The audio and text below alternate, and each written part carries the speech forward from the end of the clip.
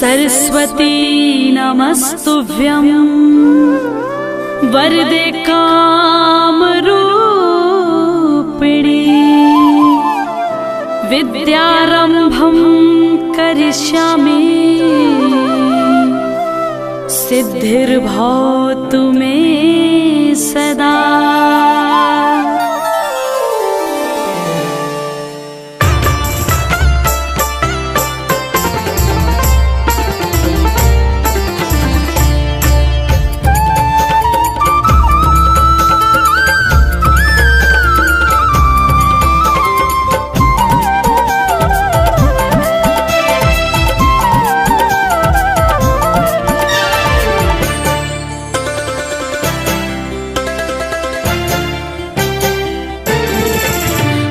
शारदे कहाँ तू वीणा बजा रही है। माँ शारदे कहाँ तू वीणा बजा रही है। माँ शारदे कहाँ तू वीणा बजा रही है। माँ शारदे कहाँ तू वीणा बजा रही है। किस मन ज्ञान से तू जग को लुभा रही है। किस मंजू ज्ञान से तू जग को लुभा रही है।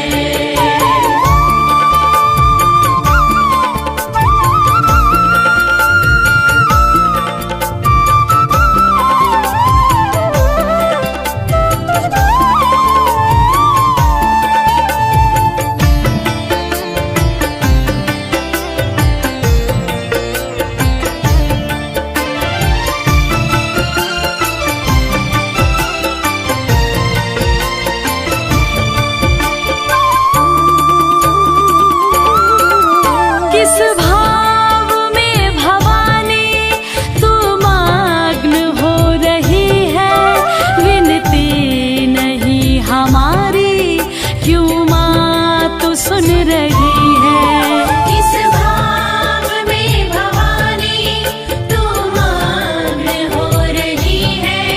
विनती नहीं हमारी क्यों माँ तू सुन रही है। कब से विनती सुना रहे हैं। हम दीन बाल कब से विनती सुना रहे हैं। चरणों में तेरी माता हम सर झुका रहे हैं।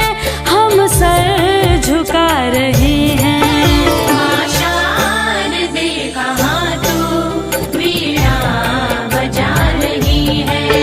किस मन जो ज्ञान से तू जग को लुभा रही है।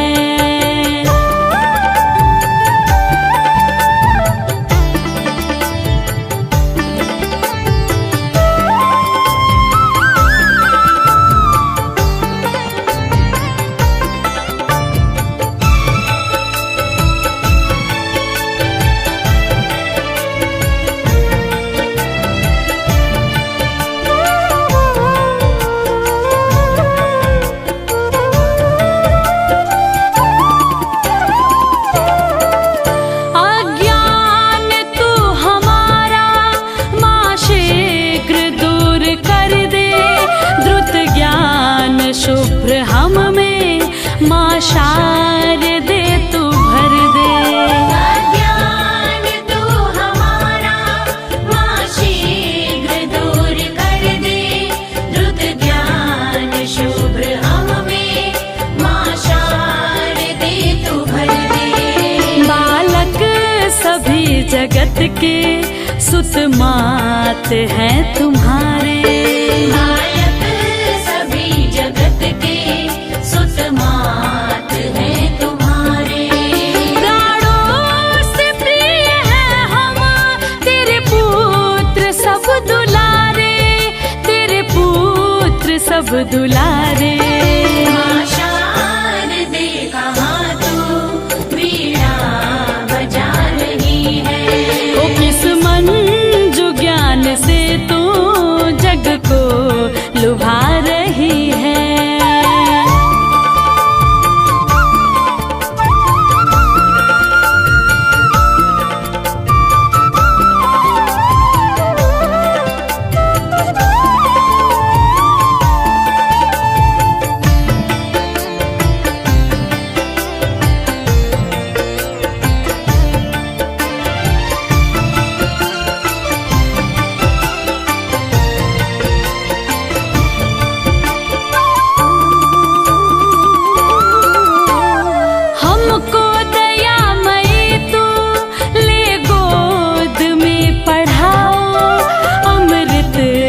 जगत का हमको माँ शारदे पिलाओ। हमको दयामयी तू ले गोद में पढ़ाओ।